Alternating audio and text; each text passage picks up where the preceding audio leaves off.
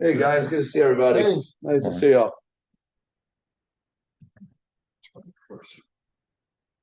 Right. All right, Marty. How you doing, buddy? All right, thanks. How are you? Good. Only calling out. Good morning. Good morning and welcome to this Metro Plan Orlando MAC meeting. I'd like to call this meeting to order. My name is Jordan Smith and I'll be chairing the meeting today. We also have a team of folks working to ensure this meeting runs smoothly for us in the room and those listening online.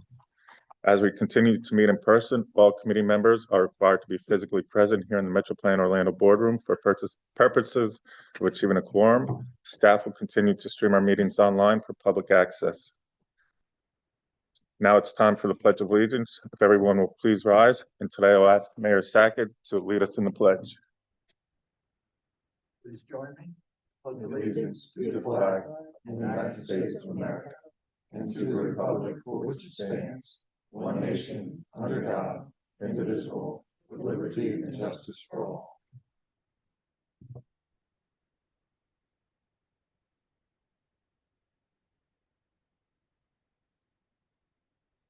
Okay. This morning I ask that everyone silence your phones, smart devices.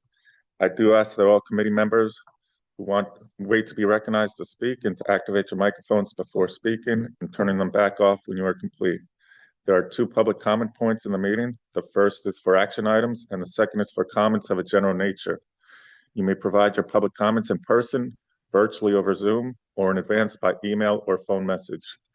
We want this and all future meetings to be accessible to all. Participants may join by computer, tablet, or phone. If you need accommodations to participate in the future, please contact Metro Plan Orlando. And I will now turn it over to Ms. Larson for agenda review. Good morning, Chair and committee members. Happy Black History Month. Some good news. The most recent round of Safe Streets for All grants have been awarded finally. We were one of the recipients, as well as Florida as a whole received 40 awards. So congrats to the numerous winners throughout the area. It's really great to see our safety initiatives moving forward. I see Mayor Henson smiling. And you may have noticed a few signs around the office, but in case you haven't, Metro Plan Orlando has recently launched our Instagram page. So there's some information throughout the office advertising that. Our handle is at @MetroPlan_Orlando. So be sure to follow us. We're going to be sure that we're all following you. Additionally, I want to introduce everyone to our new transportation planning intern, Jamie McMillan. She's in the back there.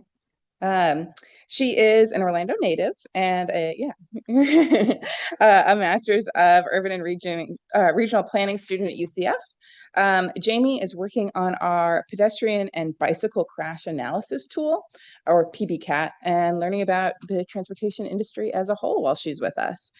So if you see her around the office, please say hi. And also, she'll be with us until around August, so don't poach her yet. You have to wait. That concludes my comments. And next up is Mike with the safety moment. Thank you, Sarah. Good morning, committee members. A new topic for our safety moment. We haven't covered rail crossing safety before. So to kick off, a little video from Sunrail. I don't think it needs any elaboration.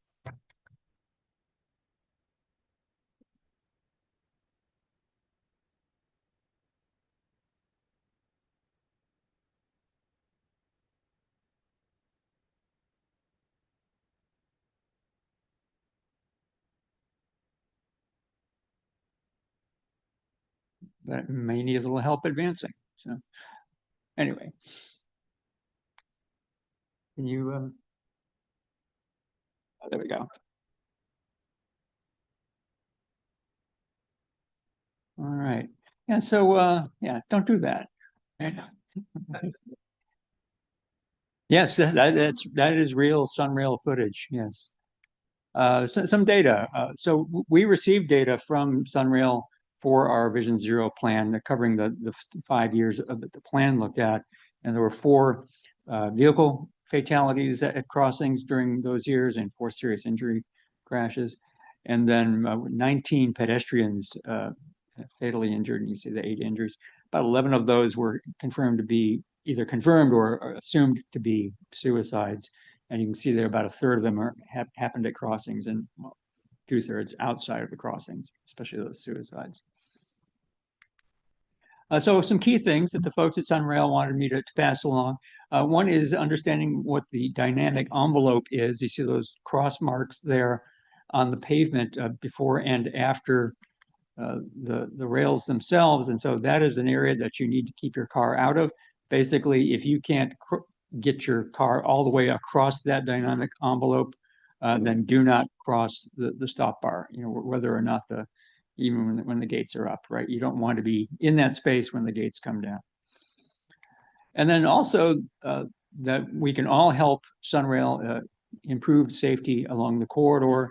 If there are any sort of problems that we see, we can access the phone number that's there at every crossing on this blue and white sign to give them information on what the problem is and where it's located. So that concludes my safety moment for this month. Be happy to take any questions.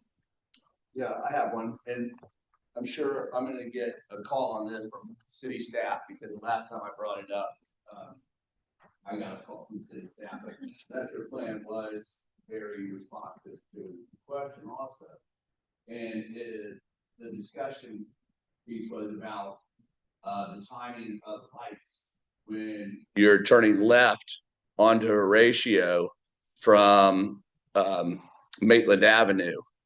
I think the problem, which I'm to understand, is the light at 1792 is FDOT, and the light at Maitland and Horatio is county.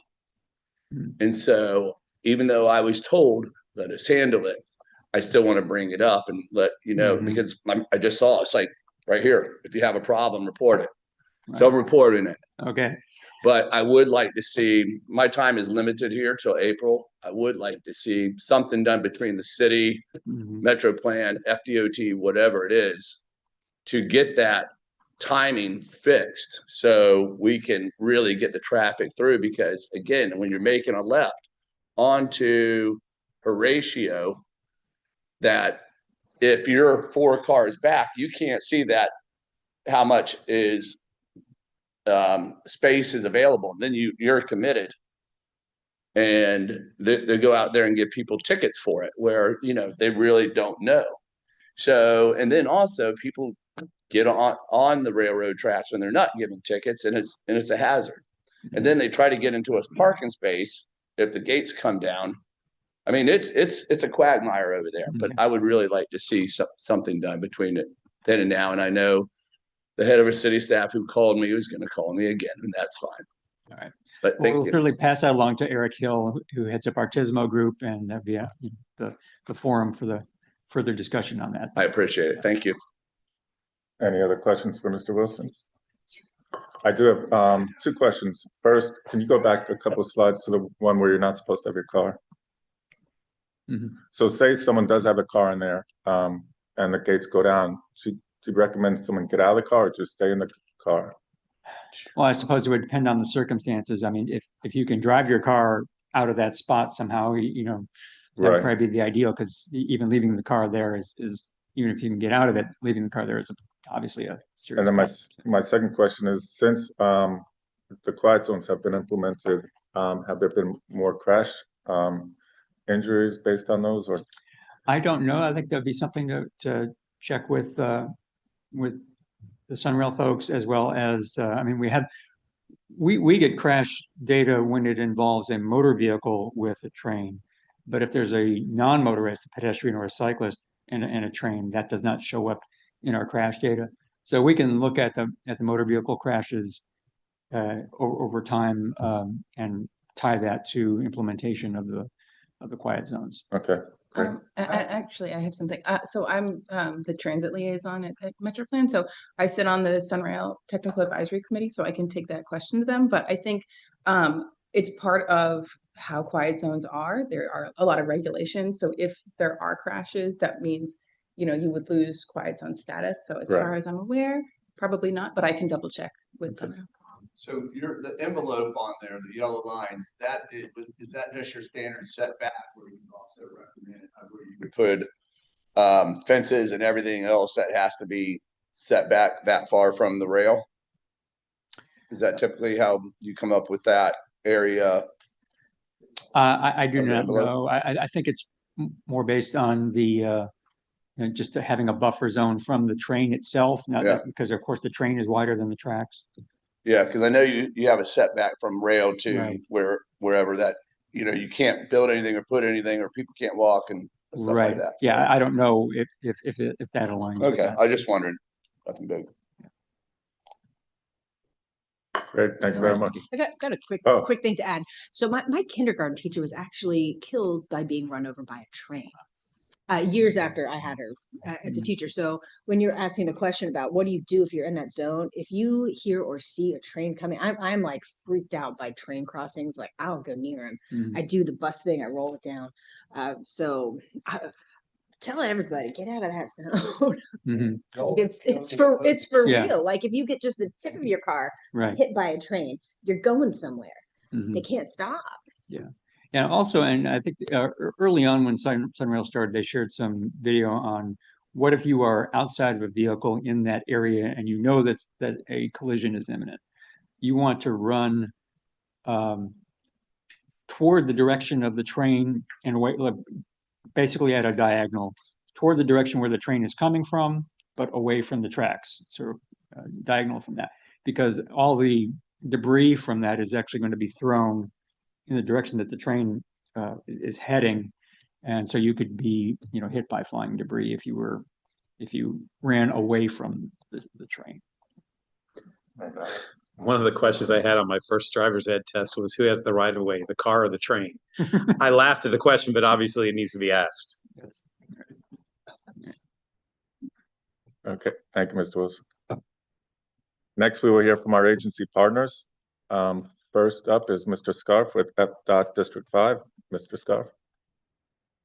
Good morning, MAC members. Thank you for the opportunity to provide you with a couple updates. If we can advance one.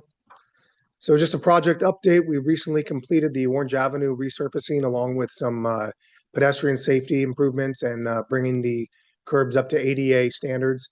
Usually that's typically done whenever we conduct, even if it's just a milling and resurfacing. That project is now complete. You can see the limits there. And the final walkthrough was completed on December 12th, 2025. And just so a resource, we do get a lot of questions about I-4 Beyond and Beyond the Ultimate. And, we do have the Corridors office that heads up a lot of that. And so they put out a newsletter now that comes out monthly. If you're on I-4 Beyond, the website there, which I also have at the end of my slides, you can sign up. And if you want updates for projects, the newsletter will come directly to you, and that's produced each month. You can see some of the articles that came up this month.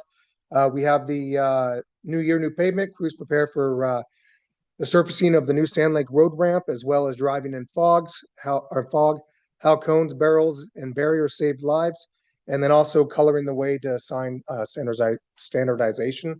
Kind of gives you a little history of how we came up with the colors or how they were developed for sign standardization on the system. Next slide. So for our safety series, I just wanted to point out that some of our February campaigns. February 6th is Crossing Guard Appreciation Day. If you have school-age children like myself, you know the gambit that you have to run during drop-off and pickup. This is a day that recognizes them for their efforts, so please take the time to reflect on their care and consideration as they execute their duties for all of our children. And this was a great event that the department just put on. This was our Central Florida Construction Career Days. So we had that on January 29th and 30th at the Volusia County Fairgrounds. I just wanted to provide you some of the details. We partnered with industry leaders to host the event. You see the dates there at the Volusia County Fairgrounds. This was a demonstration of regional organizations, businesses, and school districts working together to meet industry demands. We had thousands of students from 57 high schools and technical schools that cover the 9 counties across District 5. And students gained hands-on experience in the field at last year's Central Florida Construction Days or Career Days, exploring whether a career in the country's multi-million-dollar transportation construction industry may be in their calling. So another great event working with the schools and students in the area. Next slide. So that concludes my updates for this morning. My contact information is there. Thanks again for allowing me the opportunity. Thank you. Any questions for EPDOT? Okay, thank you. Now, Ms. Whitten is here today from Links. Ms. Good Whitten, you're up. morning. Thank you. Just a few quick updates. Our ridership report. Link's ridership crossed the 22 million mark in 2025. That's across all of our modes. So that's up about 2 million trips from 2024. And we're still around 64,000 average daily cumulative ridership. That's about 7% from this time last year. We are right now seeing some lower ridership numbers, which could be due to the weather. We've had some pretty cold weather here recently. So that is our ridership report. And we last week launched a new transit app. So this has schedules, real-time bus information, next bus. So if you're at the bus stop, you can look and see when your bus is coming, when the next bus might be available. So that's live and available for download. And then lastly, this weekend we'll be hosting our Links local rodeo where our operators compete against each other in obstacles and maintenance competitions for the opportunity for recognition to move on to the state competition. That concludes my updates. Thank you. Any questions for Links? Okay. And then finally, we have Mr. Hughes from Florida's Turnpike Enterprise. Mr. Hughes. Good morning, Mr. Mac. Mac members. Today, I'll just give you a brief update on lane closures in the metro area. Beginning with Osceola and Orange County, there's northbound and southbound Southern Connector extension, State Road 417 between Celebration Avenue and International Drive, Rural Center Drive, milepost 2 to milepost 6. Those closures are single lanes closures, 8 p.m. to 6 a.m. Beginning February 1st through February 5th. In the Seminole County area, southbound Seminole Expressway and State Road 417 entrance ramp from Airport Road, and that closure begins actually on today, 8 p.m. Thursday the 5th to Friday the 6th. For additional lane closures, updates, you can always visit our website at thefloриdaturnpike.com. Also, Mr. Commissioner Kennedy, I'd like to apologize for, getting your information or your inquiry so late. I did provide Ms. Lisa Smith with some information regarding the integration of API lane closures within those API navigation systems. So if you may, I don't know, Ms. Smith, were you able to, Ms. Smith, I'm sorry, were you able to provide, did I provide it to you or? Oh, I'm sorry. Okay, well, I did have some information for you, and I'll make sure that gets to you. All right, with that, any questions? Thank you, Mr. Hughes. Any questions for Florida Turnpike? Seeing none, we will now move on to roll call from Ms. Lisa Smith. Price for Carson, Here. Davitt, Here. Sullivan for DeCiccio, Dallas, Here. Guthrie, Here. Henson, Here. Kennedy, Here. McCann, Here. Ramos, Sackett, Slated, Jordan, Smith. Here. Mr. Chair, that concludes the roll call, and we do have a quorum. Great, thank you.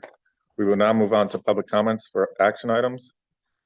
We ask that you provide your name and address for the record, and please hold public comments to 2 minutes or less. If any members of the public wish to comment and are joining us virtually, please use the raise hand function and you'll be recognized, or dial *9 on your phone keypad. We'll send you a prompt to unmute your mic. If you need accommodations to participate in the future, please contact MetroPlan Orlando. Do we have anyone joining us virtually or would like to make a comment? We do not have any hands raised virtually, and I have not received any requests to speak in person. Okay. And we have not received any written comments. Great, thank you. So today we have 3 action items. Our first action item is approval of the MAC minutes from December 3rd, 2025. These can be viewed at section 1 in your agenda packet. Do I have a motion to approve the minutes? So moved. Motion by Mayor Henson, Second. second by Mayor Slatic. This is a voice vote. All in favor, say aye. Aye. Any opposed? Hearing none, the motion passes.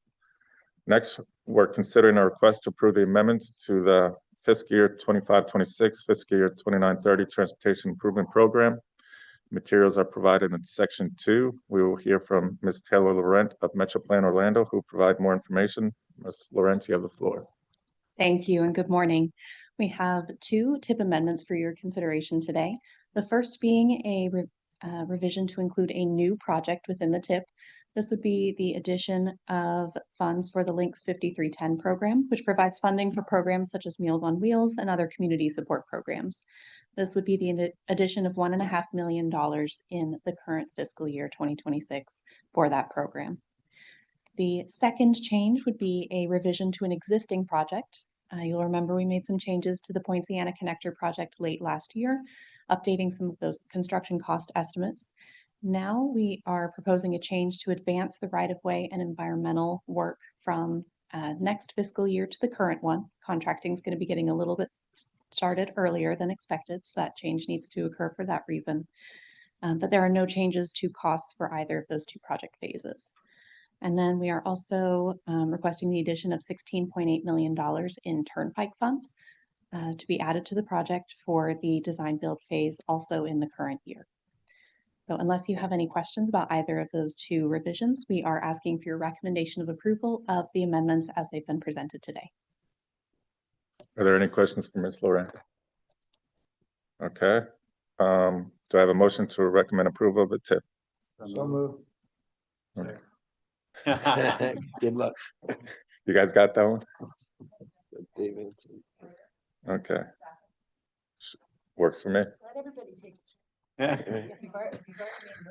Okay, we have a motion and a second. Is there any discussion? This is a voice vote. All in favor, say aye. Aye. Any opposed? Hearing none, the motion passes. Thank you, Ms. Laurent. Next, we're considering a request to approve the federal transportation safety performance targets. Materials are provided in section 3. We will hear from Ms. Laura Bauk of Metroplan Orlando, who will provide more information. Ms. Bauk, you have the floor. All right. Good morning, MAC members. Good to see all of you this morning. So we're going to be talking about our federal performance metrics. So federal law requires that both state DOTs and MPOs use something called the Transportation Performance Management approach. It's intended to make sure that our policies and decision-making are in support of our strategic performance goals. So the way that we work that approach generally is we'll look at past performance on the system, look at our forecasted conditions, and then we set targets. Then FHWA monitors our progress towards those targets when they're doing our sort of periodic planning process reviews. And then periodically we set new targets. So for today, we're going to be looking at the safety category where we're required to set new targets annually. So there are 5 metrics that we look at within that safety category.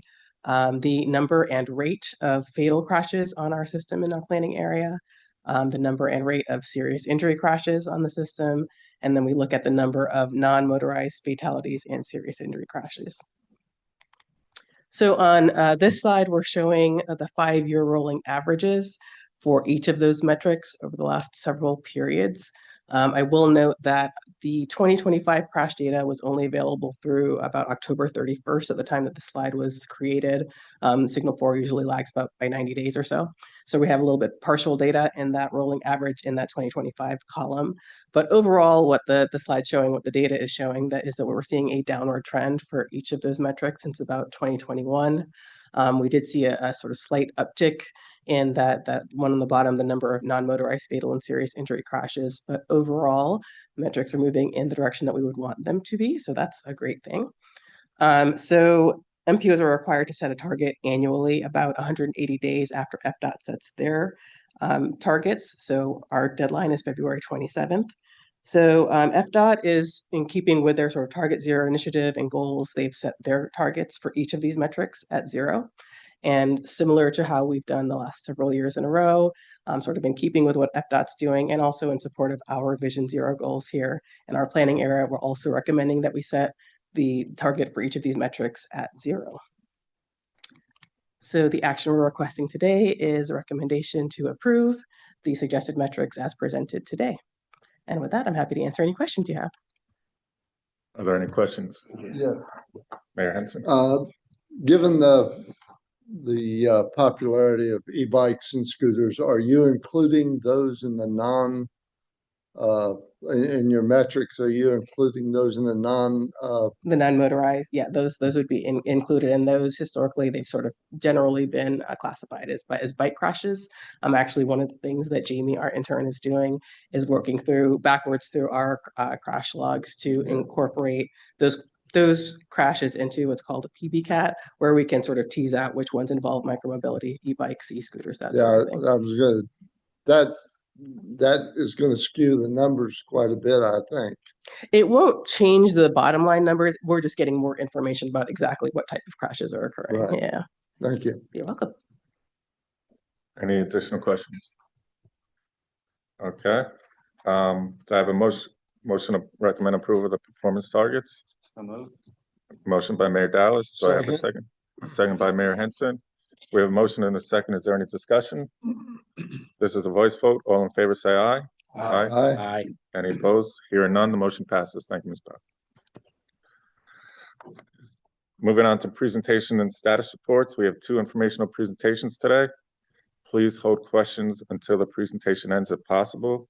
First, we have an informational presentation on the Unified Planning Work Program from Mr. Alex Troger of Metro Plan Orlando. Mr. Troger, the floor is yours. Great. Good morning, MAC members. Thanks for joining us today. This presentation is an informational one, as your chairman mentioned, and it's on another one of our core products here. We have Metro Plan Orlando and our Unified Planning Work Program.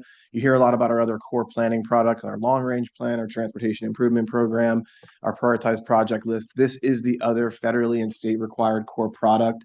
We call it our Unified Planning Work Program, but it's really Metro Plan Orlando's annual operating budget. That's just the federal technical term for the document.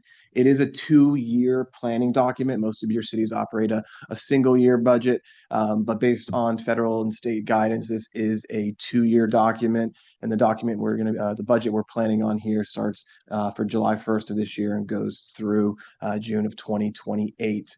It's a performance-based budget, so it identifies all the plans, activities, and services that Metro Plan Orlando will be servicing over the next 2 years by fund type, whether it's federal, state, local, or discretionary grant. It includes all of this information there. And as I mentioned early on, this is a core requirement as part of our federal certification to ensure that all of our planning funds, but all of the other monies, that billions of dollars that come to our region, we need to maintain our certification to do so, and the funding allows for that. So every even year, we bring the Unified Planning Work Program to our advisory committees for approval, and that starts with this preview presentation. Don't have a tangible document in front of you, but at your next meeting, you will have a draft document that will be for your review and approval. Our goal is to bring that to our board at their March meeting. That's a draft for transmission. We then take that draft document, submitted to DOT and the Federal Highway Administration. They review it, provide us comments, hopefully few or none. And then we bring that back through the committee cycle during our April-May cycle for our board to finally approve it in May and go resubmit it to Federal Highway and to DOT towards the end of May, of course, kicking in and starting on July 1st of this year. The document in itself, structure of the document, much of which is required by federal guidance, or state guidance as it relates to the preparation of the budget document, but includes 10 core tasks focused around a lot of our key activities that you see us do and present on over the course of the year. Majority of our budget actually goes out to consultant services. We have a relatively small team here, but we do a lot of work very efficiently. As it relates to planning studies and activities that you'll see here at the podium in this boardroom over the next couple of years is going to be the continuation of our Vision Zero safety action planning studies. As As Sarah mentioned, our region was a recipient, and Metro Plan Orlando was a supplemental planning recipient. So we received a couple additional $1 million to continue that good work, and you'll be hearing a lot more about that from my team over the next few months. Transportation Improvement Program, our capital budget that you talk about at every one of your meetings, is a core focus of ours. But also, Taylor presented a lot about the 2050 plan, preparing that plan over the past couple of years. We're now in implementation mode, so we have a lot of follow-up work, and you're going to be hearing a lot about that over the course over the next couple of years. And a lot of that includes modeling, data analytics, but also digging deeper into some of the topics and strategies that were identified in the plan relating to health, resilience, funding, and ensuring that we have solvent funding for transportation, but also tackling some of those key transformational technology issues like e-micromobility, but also advanced air mobility. So you'll be hearing a lot more about that. We have a long-standing, and Mac was the impetus of that, our traffic signal retiming and before and after study. So we spend over $1.5 million a year. Well, 10% of our budget goes into signal retiming within the region. We also acquire data that is provided to each one of our municipal partners. So again, continuing those value-added services. And we're also continuing our white paper series. I think many of you received the e-bike and e-mobility white paper. We have another one coming out here very soon as it relates to balancing emergency response and traffic calming. But based on the reviews that we've had, we're going to be continuing that program, tackling complex, relevant topics. So you'll be hearing a lot more about that. And my team will be presenting on that moving forward.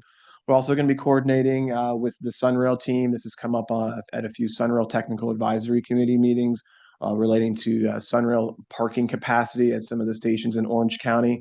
So we're going to be exploring the needs and kind of pending the needs and issues there, kind of identifying an action plan for next steps. Our work also includes a robust public participation program, complementing our safety planning activities, but also, and you'll be hearing about this at your upcoming meetings, continuing our public opinion research that we have. We're going to be kicking off some later here in the next couple of months. We also continue that in the even years of our plan. But visualizing, telling the transportation story, why it's important, why people should care, is something that we do as part of our public participation activities, complementing our work, but also knowing that we can't solve everything with infrastructure, that we need to, tackle some of the behavioral changes as well. And public information and education is a means to that end. We also do work outside of the metropolitan planning area. Our 3 county areas the size of Delaware, but we also do work outside of that area for what we call the Central Florida MPO Alliance. That includes all of the counties within District 5. So that's 9 counties. We also include Polk County, which is in a different district, but based on travel patterns and behaviors, they're part of that larger super region. So we do work in the Metro Plan Orlando, provides staff support to that larger region, allows us to kind of keep our finger in the pulse of things and not plan within a regional vacuum. So we do that work there. Eric Hill from our team is going to be continuing what we call our TISMO Organizational Strategic Plan. That includes the entire I-4 corridor from Volusia County all the way to Hillsborough and partners everywhere in between. So we're going to be continuing that effort. And some work that we're tentatively scheduled for is to follow up with some on the Lake to Lake Regional Trail. And that lake is Lake Monroe to Lake Okeechobee. So a lot of lakes in between connecting. That's a very large footprint, couple 100-mile trail. That's just a line on the map for the most part now. But we're going to be starting to do some of that initial environmental and other due diligence to turn that line into a little bit more of a project development plan. So you'll be hearing a lot more about that as that work gets off the ground. As it relates to numbers, you'll see that in current year, fiscal 26 and fiscal 27, budget's a little bit higher than it typically is. We typically operate based on federal formula, around $9 to $10 million of revenues. Last year, this year, and next year, we have a substantial amount of federal discretionary grants for safety, but also for technology and forecasting that we've been recipients of. So you'll see a surge in federal funds, especially current year, next year, but it's going to wane out as we get into the future years. My team's still going to be pursuing those discretionary funds to bring as much value and dollars into the region. Just can't show it in a budgetary document until we're recipients of those funds. So we hope to see those revenues go up to continue our good works. But of course, we'll be going back to typical formula-based funds in fiscal 28. part of our budget and part of what's called the Federal Consolidated Planning Grant, we pass money through to Links to do transit planning services within our region. This current year, you won't see any money being passed through because we're actually doing that work in partnership with Links under our consultant services program. But next year in the future, we're going to be passing those funds through to Links, and they'll be administering those funds directly for reimbursement purposes. We also pass money through for Links to administer the Transportation Disadvantage Program that's providing access links or paratransit service to the region. That's also done on a reimbursement basis. So with that, that's the preview. That's kind of what's coming up as it relates to plans, programs, and activities. But as I mentioned early in the presentation, at your next meeting, in your agenda package, you'll have a draft document. But no surprises. What you saw there is what you'll see in the document. But if you have any questions or want to see us do anything else, let me know now, and then we can take that under consideration as we're finalizing the budget documents. Thank you. Do we have any questions? Yes, Commissioner Sullivan. thank you. Thank you, Alex. You mentioned the Lake to Lake Regional Trail, Lake Monroe to Lake Okeechobee. Is that coordinated in any way with the Florida Wildlife Corridors efforts? Absolutely. So a large portion of the Lake to Lake Trail falls within the Florida Office of Greenways and Trails opportunities areas, as well as some of the wildlife corridors. So there's synergistic funding and other project development opportunities that we're trying to align with, getting it on the Sun Trails opportunity list, also on the priority list, but also aligning with possible state discretionary funds for the wildlife corridor. So as we're developing and kind of master planning that project, it's keeping in mind, developing, a recreational trail, but also keeping in mind that this is, within a wildlife corridor for bear, panther, and other endemic species. Thank you. Absolutely. I have a question for you. On the 80,000 that you were given to Links for disadvantage, thank you. The disadvantage. Should that not every year just go up a little bit more as a percentage to kind of compensate for increase of cost? And yeah, so that number is based on formula. So a lot of our federal funds, whether it's transit or even the funds that we receive, is based on urban population formulas. So the current formulas are based on what is it now, 2020 numbers. So over the next couple of years, that formula is carried through until the next census is updated. So it does, but it's not done. It's not indexed annually. It's indexed basically with every apportionment after the census takes place. Gotcha. Thank you. And that's similar to all of our transportation capital funds as well. The formulas are based on following the census process. Commissioner Kennedy. Can you just highlight some of the advantages and disadvantages of moving the Links from consulting to direct reimbursement as you see it? Is that the greatest? So historically, the money's been passed through to Links, and they have their own. My team has a consultant services program. We have consultants and vendors who help us do the work. Links has their own as well. Last year, they were going through a procurement process for their general planning consultant, and based on schedule and the work needing to get done, we just did that in partnership. The reason I would prefer to pass it through, and I think Sarah as our transit liaison, is there is overhead as it relates to my staff kind of co-managing that work versus passing through and serving more in kind of contract administration role. So it allows my team to continue doing other work versus some of the duplicative efforts that is required with doing it in partnership. So it allows us to be a little more efficient, and we it's reimbursement based, so like the accountability is still in place. Sarah is our liaison, so she's still involved in all of those plans and studies, but allows us to spend our time and energy on other topics as well. Absolutely. Any additional questions? Thank you, Mr. Hawker. Now we will move on to an informational presentation on the annual update of the Transit Development Program from Ms. Trish Whitten of Links. Ms. Whitten, the floor is yours. Good morning. Thank you.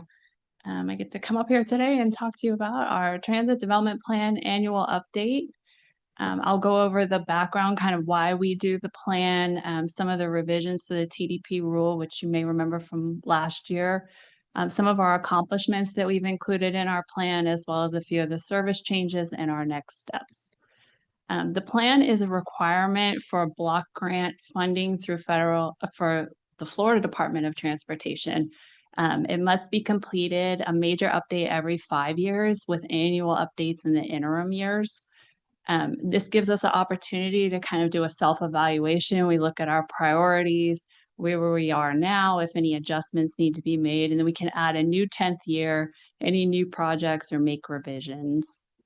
The rule was revised in July of 2024, so there were a couple new requirements. They really tried to streamline the process for the TDP development and the annual updates, but it really emphasized greater coordination with the MPO or Metro Plan Orlando for links. And it also changed the due date from September 1st to March 1st now to better align with the FDOT fiscal year. So the coordination, we were previously coordinating with MetroPlan, as Alex just talked about. We meet monthly and we talk about those projects with Sarah and Alex, the planning projects that are going on, as well as the grant funding. MetroPlan has served on the TDP advisory committees when we do the major updates. And we also provide our transit development plan to MetroPlan for inclusion in the transit vision of the MTP for consistency among the plans. So now with the new guidelines, you'll be seeing us every year coming to present. It's more coordination, presenting the annual updates and the major updates so that we can get feedback as we go through the process. So you'll see you probably remember last year I was here talking about the new changes to the rule. Some of the accomplishments that we've included in this year's plan, we opened the Pine Hills Transfer Center in August of 2025. So with that opening, we were able to move some of the routes, realign them to Pine Hills, which had some had some savings on time, so that a lot of passengers didn't have to go downtown to transfer. Now they can transfer right at Pine Hills Transfer Center and save some commute time. So we've seen some ridership increases on those routes. We've also signed a memorandum of understanding with the airport. So we're going to be looking at a feasibility study at the Lynx Bus Transfer Center. Right now we are at Terminal A. So we're going to be looking at the feasibility to move that station to the new train station at Terminal C so that the transit services are in the same area. So that study will be kicking off very soon. And we also just completed the Lynx's first sustainability and resiliency plan. So having that plan in place and the documentation kind of helps us with our grant application process, making it a bit more competitive that we've gone through that process. We just completed an environmental review of a potential site in Osceola County for the Southern operations space that we're looking at. And we did receive FTA concurrence on an appraisal, so we'll continue with that site planning for that operation space. And then in coordination with MetroPlan, we did just update our human services transportation plan, which is part of the 5310 program and a requirement to document transportation needs and gaps in services for older adults and individuals with disabilities. And we also completed an ADA transition plan this year. So we went out and looked at all the Lynx stops and facilities, and we're able to document any ADA improvement needs. So we have that documentation now. And as we move forward, we can program improvements annually. And we also have that information to share with our partners. The Transportation Disadvantaged Service Plan is another plan that Lynx updates. It's with the TD money that Alex was just talking about, and done in coordination with MetroPlan and their TDLCB boards. That was completed, the annual minor update this year.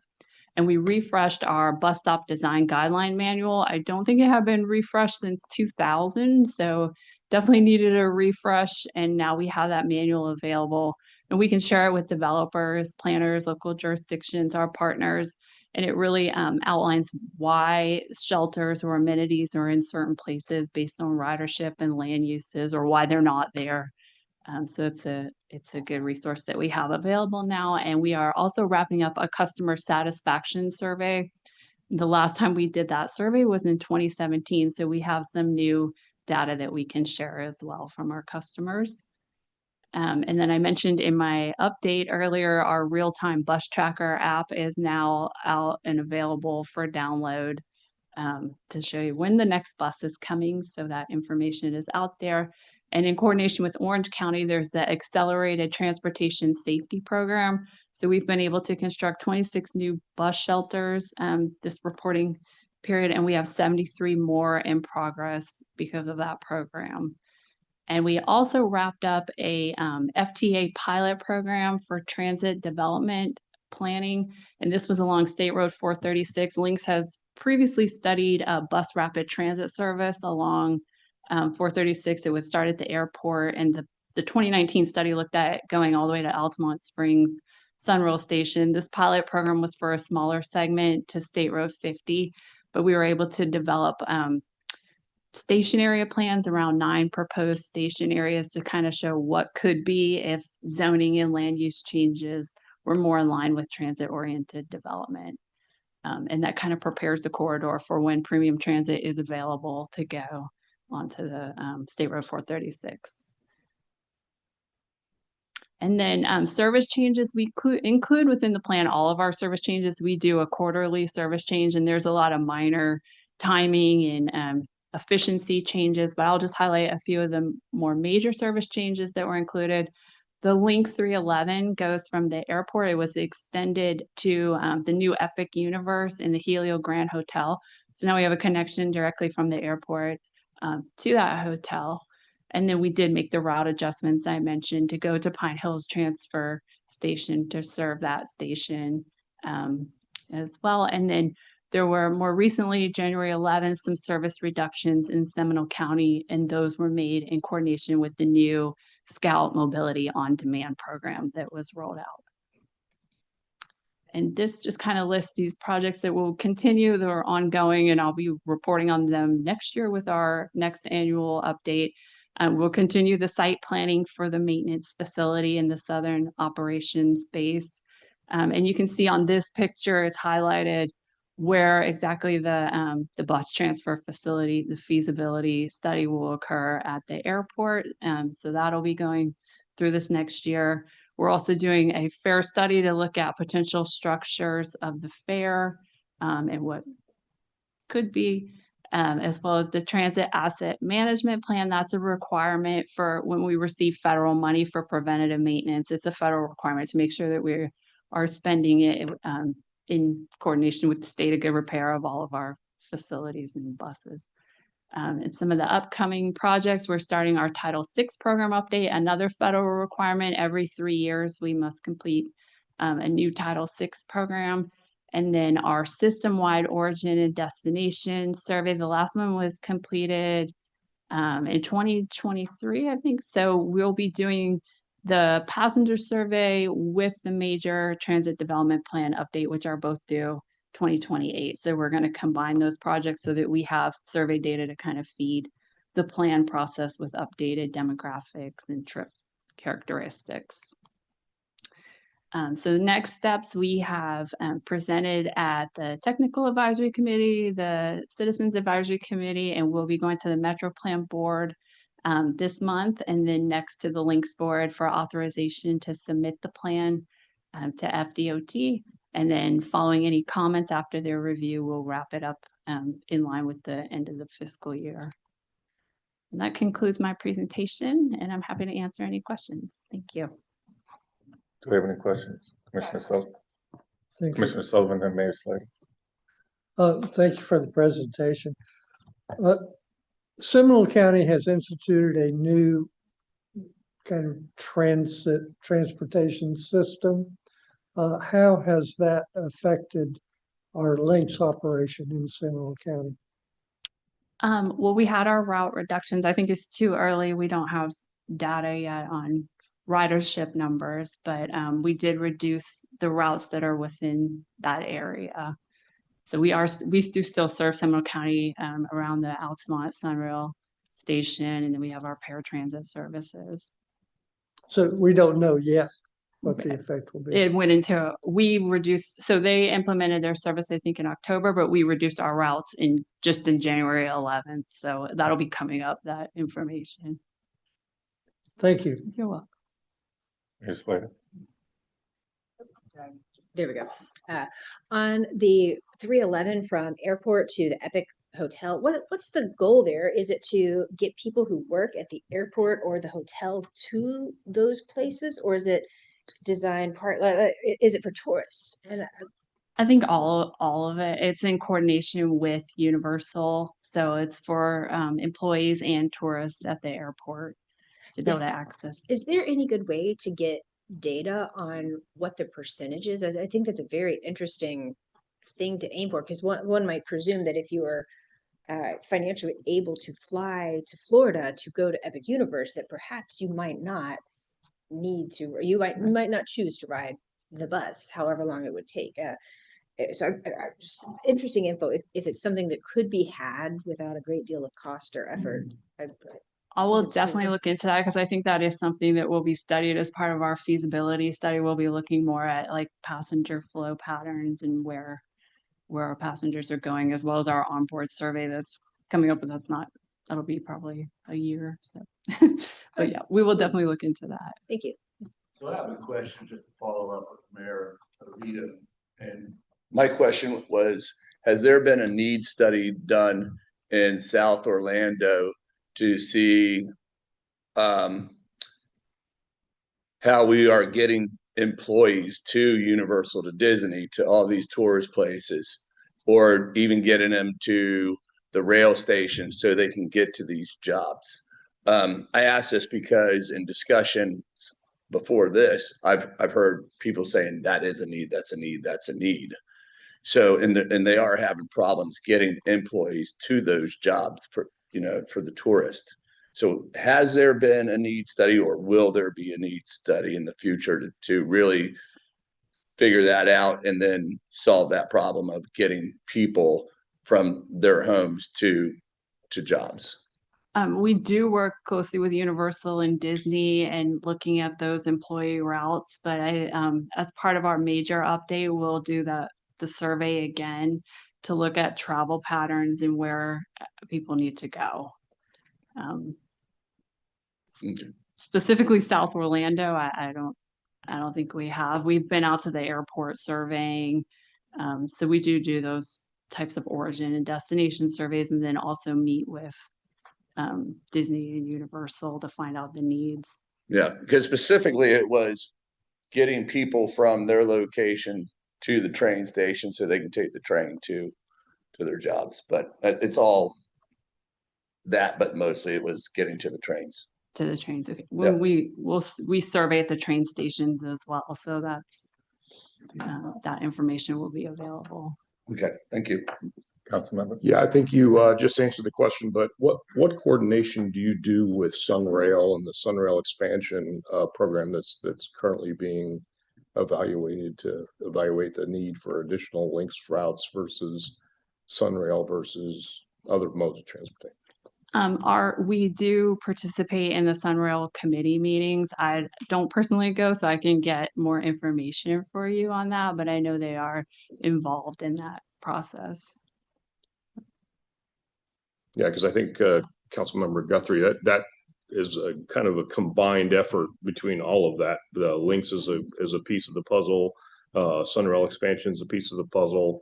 Accessibility to all those Sunrail stations is a piece of the puzzle. I think this organization may be best situated to kind of help guide that. Commissioner Kennedy. I agree completely with the comments. As I sat here and I watched your presentation and I saw the list of past and the list of future accomplishments, I was thinking, how should I be thinking about this? Because most of the other presentations that we see and systems and projects are very quantitative, with a needs analysis and some sort of look back. And to me, it seems very qualitative. it seems mostly the only measurement is survey. I've heard survey, four different surveys. Are there any metrics that look at the needs analysis before these transfer centers, the links, extensions, et cetera, that have assumptions and then measure or look back like an ROI? Did we, what measurements are we, we have all these characteristics. I guess there's 11 and 5, there's different sets of how we're supposed to measure projects. How, where is that in here, and how should we be thinking about that? And I think that's what I hear in the comments is where's the measurement of success for these big buckets of dollars? So in our 2023 transit development plan that was developed, we have projects, like a program of projects. They're needs based, but we do a ridership forecast for each of those routes. So that kind of tells us where our needs are. And then as funding is available, we try to implement what we can. In our 2028 plan, we'll be doing the same thing. We'll be looking at the needs again through surveying, but also looking at ridership, looking at the cost. And then part of the requirement is to prioritize those routes so that as funding becomes available, they're there and they can be implemented. Any additional questions? Seeing none, thank you, Ms. Whitten, appreciate it. So that concludes today's presentations. For general information, there are several items under general information at section 4 in your agenda packets. Upcoming meetings, the next Metro Plan Orlando board meeting will be on Wednesday, February 11th at 9 a.m. And our next MAC meeting is March 5th at 9:30 a.m. At this time, do any committee members want to make any final comments? Okay, I just have a quick announcement. Tri-County League of Cities is hosting ethics continuing education training on Thursday, February 19th. Check-in and breakfast begin at 8, and the workshop is from 8:30 to 12:30, and you must stay there for the full 4 hours. So if you're interested in the ethics, please sign up, and that's in Winter Park. Moving on to public comments. If any members of the public wish to comment, please use the raise hand function and you'll be recognized, or dial *9 on your phone keypad.